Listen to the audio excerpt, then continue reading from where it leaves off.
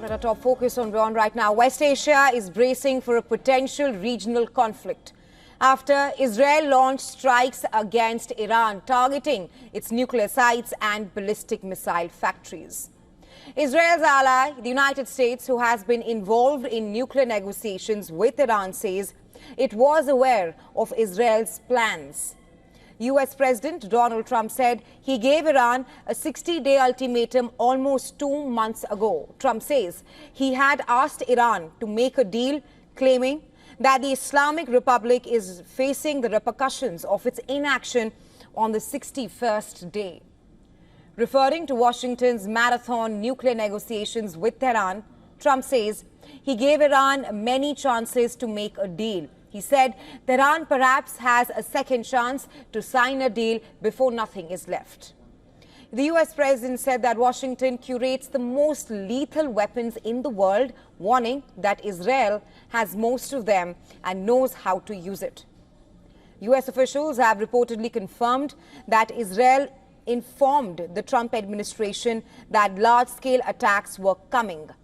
U.S. Secretary of State Marco Rubio said Israel took unilateral action against Iran and that Israel advised the U.S. that it believed the strikes were necessary for its self-defense. On Wednesday, U.S. pulled some American diplomats from Iraq's capital and offered voluntary evacuations for the families of U.S. troops in West Asia. Iran says it considers Israel's strikes as an action of war. Iran's Supreme Leader Ayatollah Ali Khamenei has said that Israel opened its wicked and blood-stained hand to a crime in our beloved country, revealing its malicious nature more than ever by striking residential centers. Of course, the Iranian nation and the country's officials will not remain silent in the face of this crime, and the legitimate and powerful response of the Islamic Republic of Iran will make the enemy regret its foolish act. The Islamic Republic of Iran, with all its efforts to establish peace and stability in the region, and its engagement in lengthy negotiations, will take decisive action in response to the aggression as part of its legitimate defense of the country's integrity. For more on this, our correspondent Susan Thrani is now joining us live from New York. Hi, Susan. We have the first official response of the United States of America, with the U.S. president clearly warning Iran to strike a deal and saying that Iran has a second chance. Tell us more on that. Right. So we do know that President Trump is expected to speak with Israeli Prime Minister Benjamin Netanyahu today at 11 a.m. They're going to have that national security meeting here in the United States, President Trump and his cabinet. And also, we are expecting here in New York at the United Nations Security Council for member states to meet at some point today. So we'll bring you all the latest on all of those.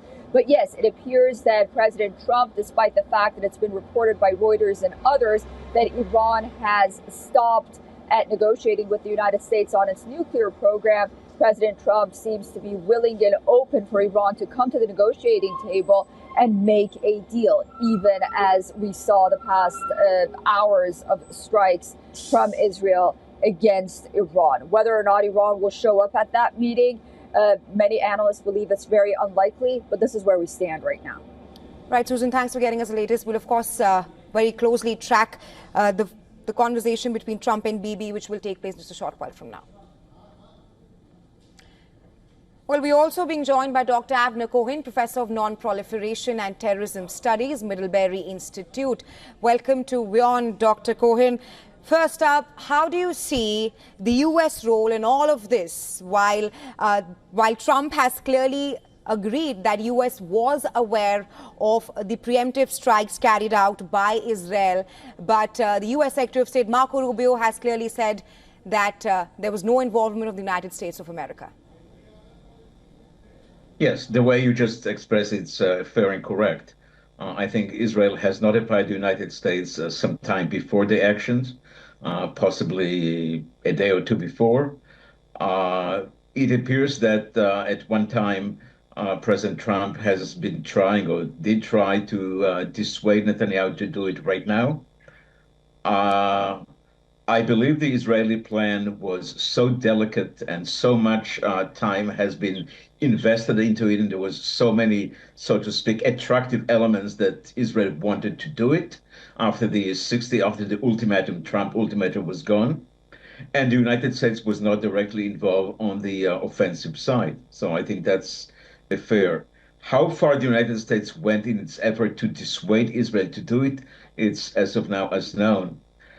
All indication as of now, and again, everything is preliminary, shows that it has been success that possibly Israelis themselves are even surprised.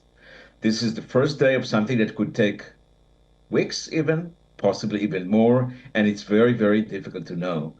We are moving into uncharted territory, but the first day seems to be very successful on the side of Israel, and I think there was a strong temptation for the Israeli to take action. Cohen, Trump has issued a second warning to Iran, saying that Iran still has a chance to strike a nuclear deal with the United States of America. And we have been talking about here as to how the U.S. was aware of the preemptive Israeli strikes. My question to you is, do you think U.S. is actually using Israel to strike a deal with Iran, especially after the last statement on Trump's Truth Social, where he clearly in a warning said that U.S. makes the best weapons in the world and Israel has a lot of them and Israel also knows how to use them? Well, I don't think it's incentive for Iran to get into the conversation, to resume the negotiation. I think the Iranians have already said very, very clear in the last few hours that they were not going to resume those conversations with the United States. I think it's very naive to think that under that kind of circumstances, Iran would go back to the negotiation. I think for the time being, negotiation is not an option. Yes, because the Israeli attack so far looks very successful. Trump likes to ride over this success and to boast in that. Trump did try to dissuade Netanyahu to take that action. It failed, and here we are. It's not, we are in the beginning of something that will be much longer than what we have seen. This is the first day of something that could be much, much longer, and nobody can tell how it's going to be terminated. I was just coming to that, Dr. Cohen. Iran has said that negotiation is not an option, which you've also said. Trump has said that the next planned attacks will be even more brutal. That's if Iran does not strike a nuclear deal. How do you see the next few days panning out in the region, and what are the broader repercussions and implications in West Asia? Well, it seems clear that Iran has been unbalanced, the Iran leadership.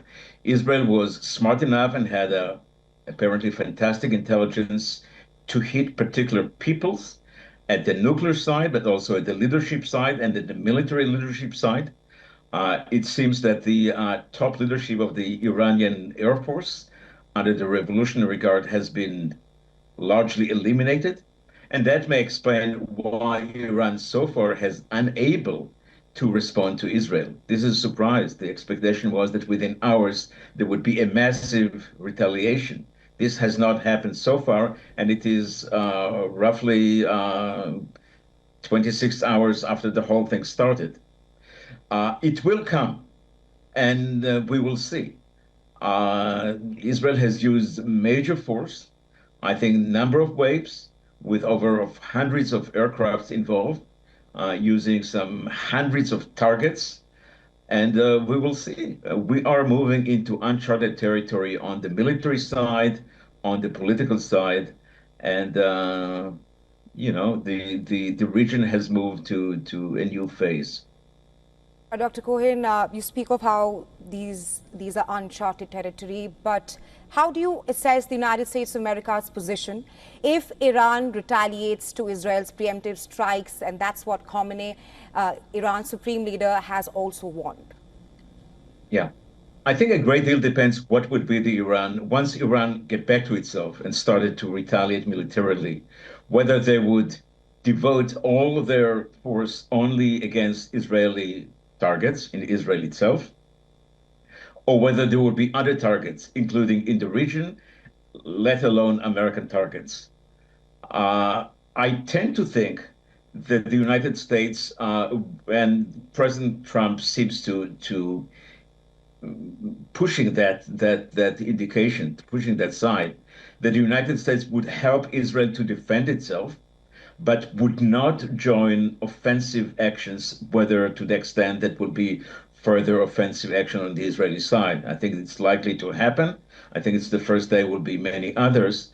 And I think that if American targets are not going to be hit, the United States would do defensive things to help Israel to defend itself, but would not go further. If American targets will be hit, I think the United States would join this large operation. Right, Dr. Cohen, thank you so much for joining us here on WION with your insights on this. Thank you. Bye-bye.